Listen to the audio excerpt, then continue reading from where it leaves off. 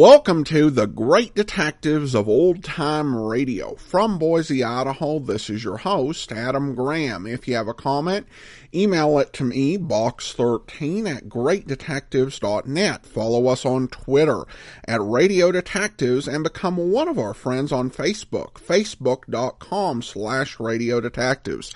Today's program is brought to you in part by the financial support of our listeners. You can support the show on a one-time basis, support.greatdetectives.net. You can also use the Zelle app to go to box13 at greatdetectives.net or by mail to Adam Graham, P.O. Box 15913, Boise, Idaho 83715. Well, now it's time for today's episode of Dragnet, and we have something special for you, in that it's not an actual radio episode. However, it ties into one of the missing Dragnet radio episodes. In the past, we played you episodes of The Big Light and The Big Trunk, where these were audios of TV programs where the radio version has been lost. Well, today we're going to play you something I didn't realize it was a version of a lost radio program until I just started reviewing the list, but it makes so much sense that it was. This is The Big Bar. The TV version originally aired on October the 14th of 1954. However, it was based on a radio play that originally aired November the 11th of 1949, and it comes from a huge batch of Dragnet lost episodes, where there were 7 straight weeks of missing programs. So we'll get to fill in that gap with listening to the TV soundtrack. Please enjoy. The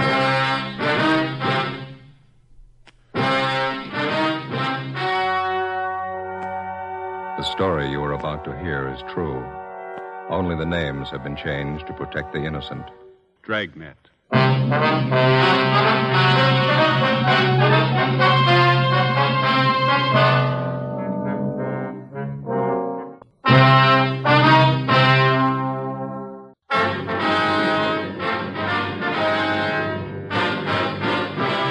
Dragnet, the documented drama of an actual crime.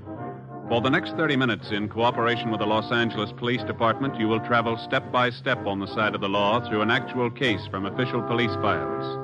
From beginning to end, from crime to punishment, Dragnet is the story of your police force in action. It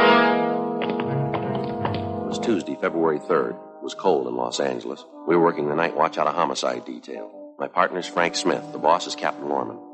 My name's Friday. It was 18 minutes past 2 a.m. when we got to number 15 San Jose Street, the Green Light Tavern. A killer was loose in the city. His weapon, a .38 caliber revolver. His objective, robbery and murder.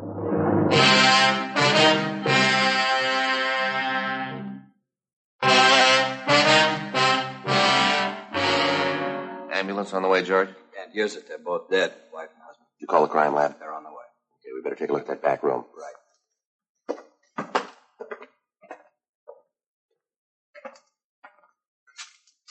This is the way you found him, Crowley?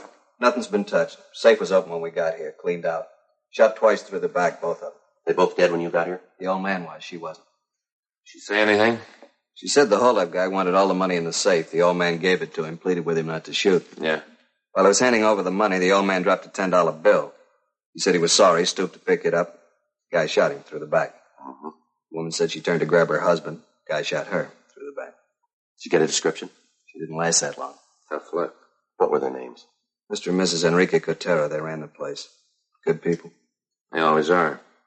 Wonder how much money the guy got. Not enough to pay the check.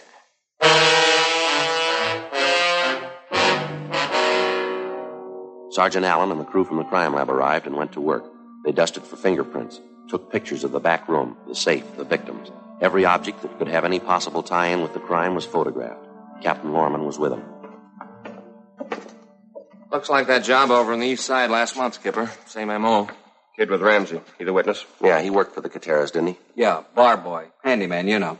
Ramsey's getting no place with him. What's the matter? Spanish. Can't speak English. Well, how's your Spanish, Frank? Still high school Spanish. All right, let's give it a try.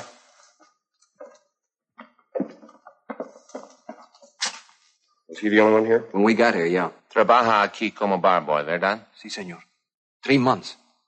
Mr. Cotera era muy bueno conmigo. ¿Cómo se llama? Juan Pedillo. Vivo al otro lado de la barra, en la casa de huéspedes. What's he saying, Frank? Well, his name's Juan Padillo. He's been working here for about 3 months. He lives next door in the rooming house. Claims he got along fine with Mr. Cotera. Ask him to tell us how it happened. Everything. Juan, queremos saber exactamente cómo pasó esto. Díganos de todo lo que se acuerda. El tiempo. Que tanta gente había. ¿Quiénes eran? Todos los detalles. Toma su tiempo. Sí. Eran como 5 minutos para las 2. Tiempo de cerrar. Mr. Cotera apenas había cerrado la puerta de enfrente. He says it happened around closing time, 5 minutes to 2. Mr. Cotera had locked up the front door. Siga, Juan. Sí. Yo estaba detrás de la barra. Igualmente la señora Cotera. Estábamos limpiando los vasos y poniéndolos en su lugar. Solo estaba un marchante en la barra. Estaba sentado a la orilla de la barra. Allí. Juan was behind the bar with Mrs. Cotera. They were cleaning up the glasses and putting them away. There was only one customer left. He was sitting at the end of the bar. That stool back there. Yeah, go ahead, Frank. Siga, Juan. El marchante creo que se llama Pete. Estuvo aquí anoche y la noche anterior.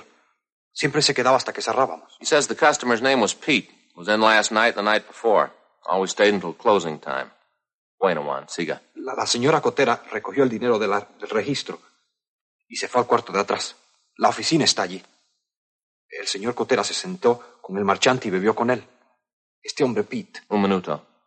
He says about 2 o'clock, Mrs. Cotera took the money from the cash register and went into the back room. La oficina. Yeah, the office. And Mr. Cotera sat down and had a drink with this guy, Pete. All right. What happened then? Luego, ¿qué pasó? Bueno, yo limpié los vasos y como unos cuantos minutos después de las 2, llevé una caja de botellas vacías a la bodega. Estuve allí creo que como 5 minutos, cuando oí el ruido. ¡Bang, bang! ¿Qué hizo entonces? Dejé caer las botellas y oí de nuevo. ¡Bang, bang! Entonces corrí a ver. Mr. y Mrs. Cotera estaban tendidos en el suelo. Había sangre. Este hombre Pete salía por la puerta de enfrente. What's he saying, Frank? He says a couple of minutes past 2, he went back to the storeroom with a case of empty bottles. He was back there about 5 minutes when he heard gunshots. He ran out and saw Cotero and his wife on the floor. This guy Pete was going out the door. La puerta de enfrente. Yeah, the front door. Just a minute. ¿Puede conocer a este hombre Pete? ¿Sí lo ve de nuevo? Oh, sí, señor, sí lo conocería. He says he'd know Pete if he saw him again. Does he know anything about him? Where he lives? Where he hangs out? ¿Sabes dónde vive Pete, Juan? ¿Dónde come? ¿Dónde se mantiene? No, estuvo aquí hoy, anoche y antenoche. Es todo lo que sé, señor. Pete was in here for the past 3 nights. That's all he knows. Ask him if he remembers what Pete was drinking, will you? Yeah. Juan, ¿se acuerda lo que este hombre Pete estaba tomando? ¿Lo que estaba bebiendo? Oh, sí, señor. Scotch y water. Plain water. Toda la noche lo mismo. Scotch and water. Drank the same thing all night. Same guy? Well, it ties in with that other job over on the east side. Wherever the guy works unconsciously, he seems to order the same thing to drink, doesn't he? Dispénseme, señor oficial. Hay algo más que me acuerdo de él. Algo más que él hizo. Wait a minute. He remembers something else. ¿Qué fue eso, Juan? ¿De qué más se acuerda? Cada noche, él tocaba la máquina de música. Allí. La tocaba mucho. Todo el tiempo pedía cambio. He says Pete played the jukebox a lot. Sí, señor. La misma melodía. Toda la noche. De vuelta y de vuelta. ¿Cuál era esa, Juan? ¿Se acuerda? Sí, señor, me acuerdo. Venga acá, le enseñaré. What's he doing? He wants to show us the jukebox. He said Pete played the same tune all night. Aquí, señor oficial. Esta, la número 14. La tocaba toda la noche. De vuelta y de vuelta. Funny Man. That's the one. Number 14. The tune might be another one of his habits. Let's play it. Go ahead. You got dime? Thanks.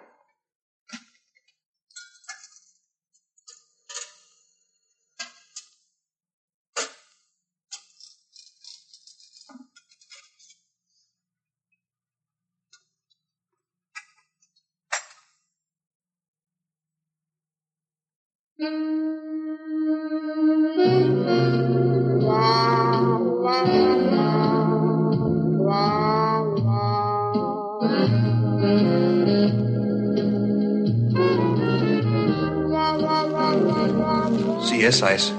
Él tocaba esa. He says that's the one. Must be in every jukebox in town. What does that prove? It's not going to be very much help. A lot of people like that tune. Only one man commits murder to it.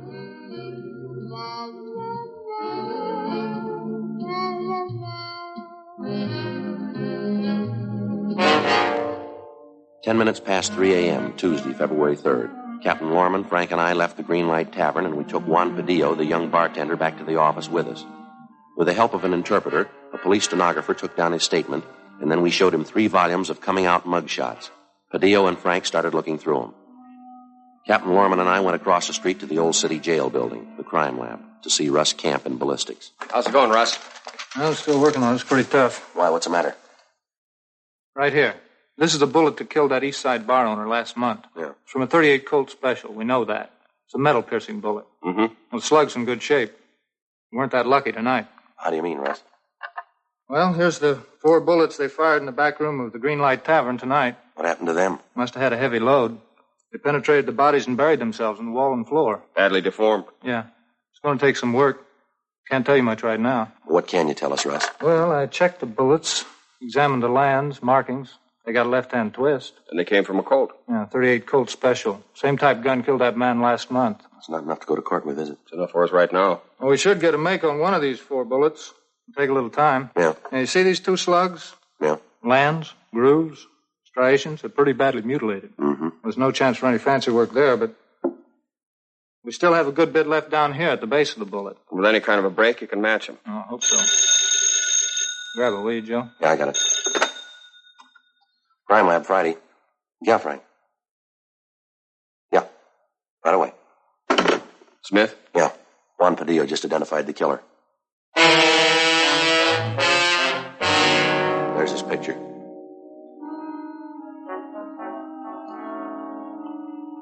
There's his package.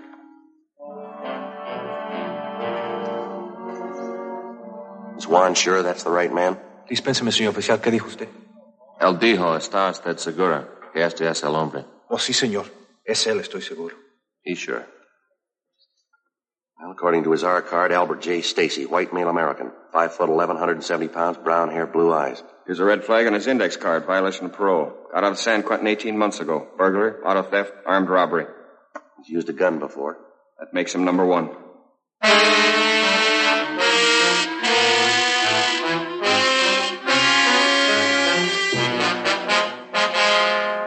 By 4 a.m., an APB and a radiogram on Albert Stacy had been dispatched. The manhunt got underway. At 10 o'clock that morning, Sergeant Allen reported on his findings at the scene of the murder. No fingerprints, no additional physical evidence. We counted on getting the suspect's prints from the glass that he was drinking from at the bar. But either Mrs. Cotera or Juan had unknowingly given the killer his first big break. All the glasses had been washed, wiped, and neatly put away before the shooting. The prints had been destroyed in the process. Just after lunch, Russ Camp and Ballistics came up with an answer. The bullets which killed Mr. and Mrs. Cotera came from the same gun which killed the East Side bar owner a month before, a .38 Colt Special.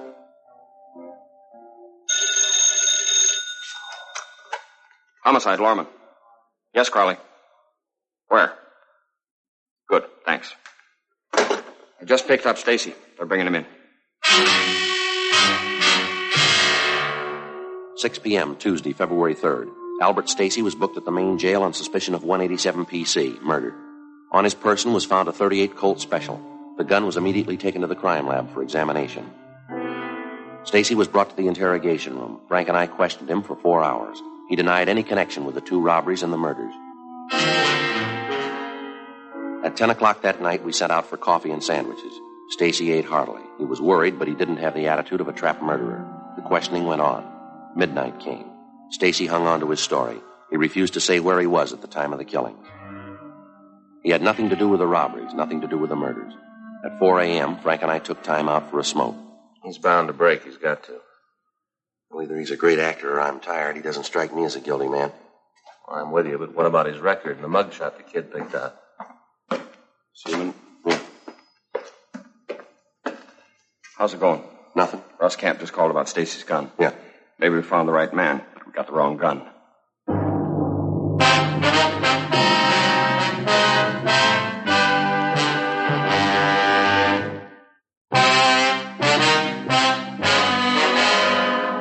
11 a.m., Wednesday, February 11th. We were refused a complaint against Albert Stacy by the district attorney's office on the grounds that we were unable to present sufficient evidence against him. We then filed on Stacy for violation of the State Penal Code, Chapter 339, Statutes of 1923, as amended 1947, Sub 2, an ex-convict with a gun. We put a hold on Stacy for his parole officer. He was to be returned to San Quentin. Frank and I started all over again from the beginning. A complete description of the suspect, along with his method of operation, was distributed to every tavern and cocktail lounge in the city. A special detail of men from the Metropolitan Division was assigned to stand a special watch between the hours of midnight and 3 a.m. During the month that followed, we set trap after trap for the killer. He failed to take the bait. Another month passed. We watched and we waited. 1 a.m., Saturday, April 4th. Frank and I were cruising the central area. Attention, all units. All units. A 211 and shooting in the bar on the corner of Bellevue and Allison. A 211 and shooting in the bar on the corner of Bellevue and Allison. Suspect left the scene on foot. Suspect is wearing dark coat, light trousers. 1R5, take the call. Code 3. Let's go. 1K80, 1K80. 1K80, go ahead. On that call to Bellevue and Allison, we are in the vicinity. We will handle. 1K80, roger. 1K80, any further description on the 211 suspect? 1K80, no further details. Suspect wearing dark coat, light trousers. Left the scene on foot. Code 3. Let's roll it. 2 minutes later, Frank and I got to the Windsor Buffet. The robbery victims were the owners, Mr. and Mrs. Ernest Lineberger. Mrs. Lineberger did all the talking. 1:25 a.m., Frank and I continued questioning Mr. and Mrs. Lineberger. Their description of the suspect, his M.O., and all of his actions matched those of the man who had shot down Mr. and Mrs. Cotera 2 months before, and the East Side bar owner a month before that. The Linebergers told us that the suspect drank only scotch and plain water, and that he played the jukebox incessantly. The same tune, Funny Man. That's right, Funny Man. That's what he played. I got a good look at his wrist, too, his right wrist. What about it? He's got a picture tattooed on the underside. What kind of a picture? Looks like a cat, a black cat. Do you by any chance have the glass that he was drinking out of? Yeah, it's over by the door. Smashed to bits. Sure, I threw it at him when he ran out the door.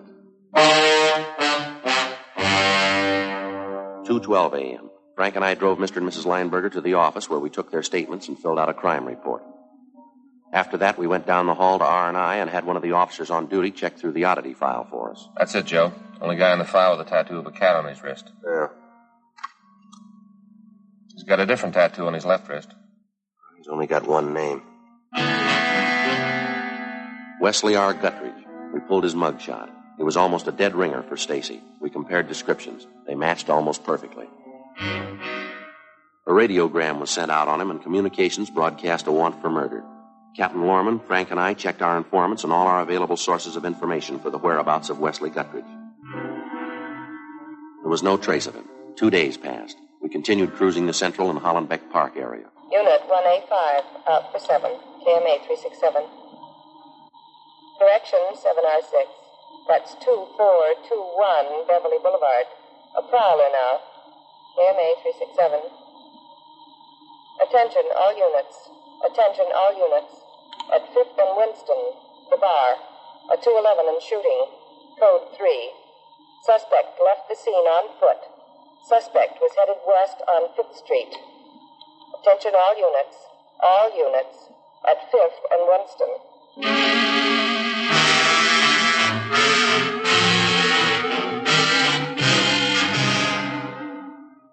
The name of the place was Doris and Jim's. Inside, we found a man lying on the floor, face down. He was dead. There were 3 bullet wounds in his back. Jim gave him the money. Every penny of it. He asked him for it, and Jim gave it to him. He didn't have to shoot him. Didn't have to kill him. We gave him the money. Shut that thing off, will you?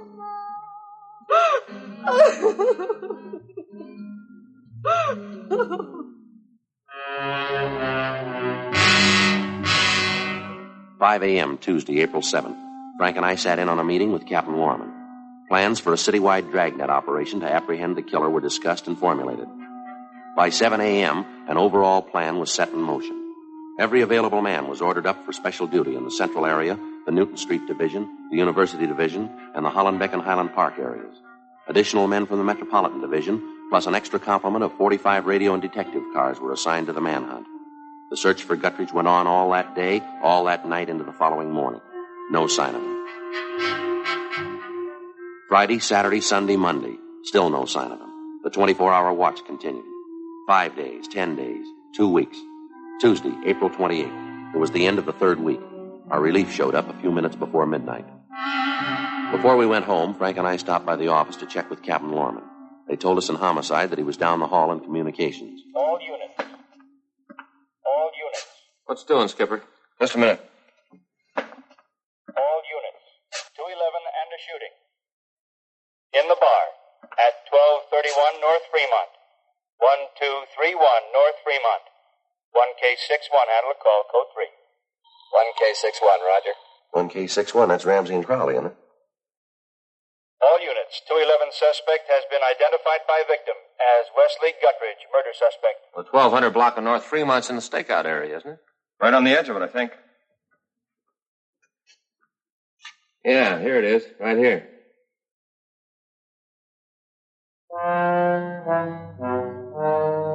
Guttridge is going to have a rough time. The neighborhood here should be pretty well covered. All units, on the 211 and shooting at 1231 North Fremont. Suspect left scene in a light tan 1950 Ford sedan. License 7 Tom 7972. 7 Tom 7972. Suspect headed south on Fremont. Suspect headed south on Fremont. 1K61. 1K61. We have spotted 211 suspect, tan Ford sedan, license 7 Tom 7972. Suspect is traveling at high rate of speed. West on 3rd. Now crossing Lucas. We're in pursuit. 1K61, Roger. All units on all frequencies, stand by. 1K61 is in pursuit of 211 murder suspect. Suspect is heading west on 3rd Street, now crossing Lucas Avenue. 1K61, pursuing suspect west on 3rd Street, now crossing Union Avenue. Push it, Jim. Don't lose him. 1K61, Roger. All units. Suspect headed west on 3rd Street, crossing Union Avenue. Units 1R13, 1A17, 1R19. Block the intersection at Westlake and 3rd Street. R13, Roger. 1A17, Roger. R19, Roger. Units 1R11 and 1A12. Block the intersection at 3rd Street and Alvarado. 1R11, Roger. They're closing in on him. 1K61, 1K61. Suspect now headed north on Burlington, crossing Miramar. North on Burlington, crossing Miramar. Watch your truck, Jim. 1K61, Roger. All units. Suspect now headed north on Burlington, crossing Miramar. North on Burlington, crossing Miramar. Maybe they got him blocked. 1K61. 1K61, go ahead. Still pursuing suspect north on Burlington, now crossing 2nd Street. Looks like a dead end. I think we got him blocked. He's turning around.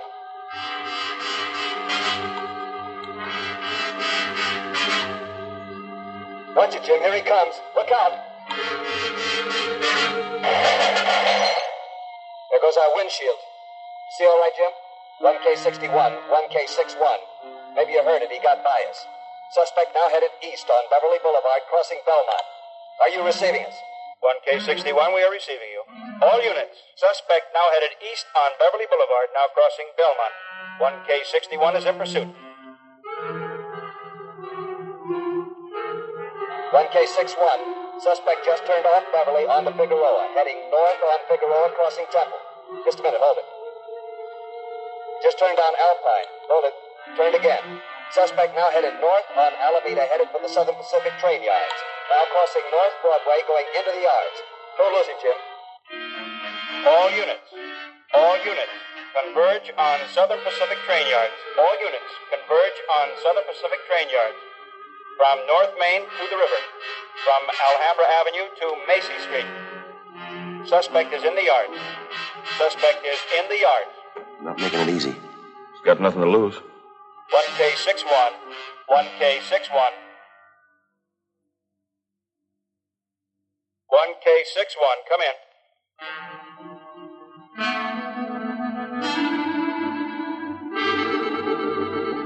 1K61, come in. 1K61. We have suspect in custody. We have suspect in custody. 1K61, roger. All units.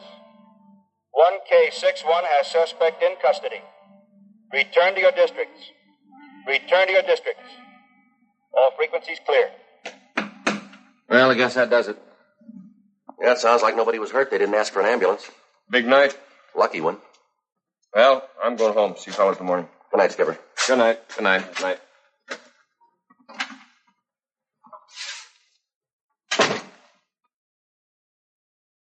KMA 367. Time check. 12:30 a.m. How about that? What's the matter? It's a wristwatch of mine. Jeweler worked the whole thing over. Gave it a complete overhaul. Look at that, Joe. 5 minutes slow. Wait till I talk to that jeweler. Well, how long ago did he work on it? Well, just 4 or 5 years ago. Why?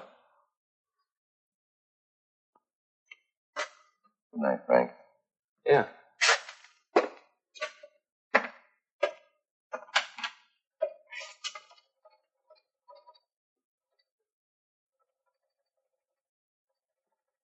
What time you got, Lieutenant?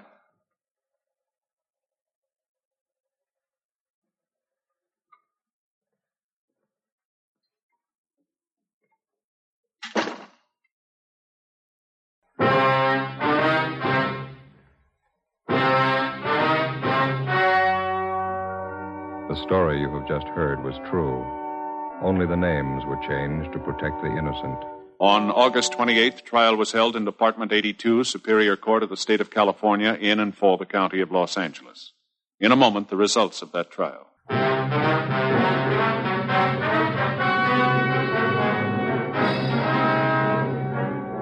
The suspect was tried and convicted of murder in the first degree. He received a sentence as prescribed by law. You have just heard Dragnet, a series of authentic cases from official files. Technical advice comes from the Office of Chief of Police W.H. Parker, Los Angeles Police Department. Coming up, We the People. Tomorrow, enjoy The Life of Riley on NBC.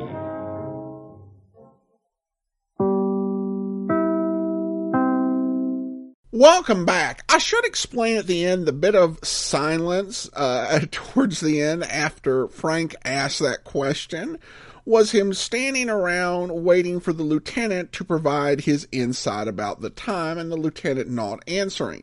Now that is a pretty new innovation to the script. The script was originally written for Ben Romero back in 1949, and so this sort of joke with Frank Smith was added in. But to be fair, I don't think we missed a whole lot because that was not one of their funnier bits. But as you listen to this, I hope you heard what I was talking about, how I should have known that this came from a radio script. Because you have that bit at the end where they're listening to the chase on radio. And over audio that works. I think particularly when it was first broadcast in 1949. It was something very much in line with what Jack Webb was doing with the series, taking you along with the police. So it was like you were listening to this actual police chase play out over the radio. But in the TV version, because they just left that in, you're looking for like 3 or 4 minutes at Frank Smith and Joe Friday and the other people in the communications room just standing around. So this is one that definitely works better in the audio format. Of course, the ending is one of those episodes which does reflect the reality of an actual policeman's work. Because in most series, even when they're trying for realism, you'll have the hero police officers always get their man. But that's not the way it often works in real life. And Dragnet has no problem having the criminal actually captured while Friday and Smith are doing something else. I want to go ahead and thank our Patreon supporter of the day. Thank you so much to Kevin. Kevin's been one of our Patreon supporters since March and currently supporting us at the Detective Sergeant level of $7.14 or more per month. Thank you so much for your support, Kevin. And that's actually all for today. Join us back here tomorrow for an episode of Public Domain Video Theater. And we'll be celebrating our 3,000th episode with a special hour-long Sunday episode. You'll want to be sure and listen to that. And then, of course, Monday we'll be back with Box 13, and next Saturday, another episode of Dragnet. In the meantime, send your comments to box13@greatdetectives.net.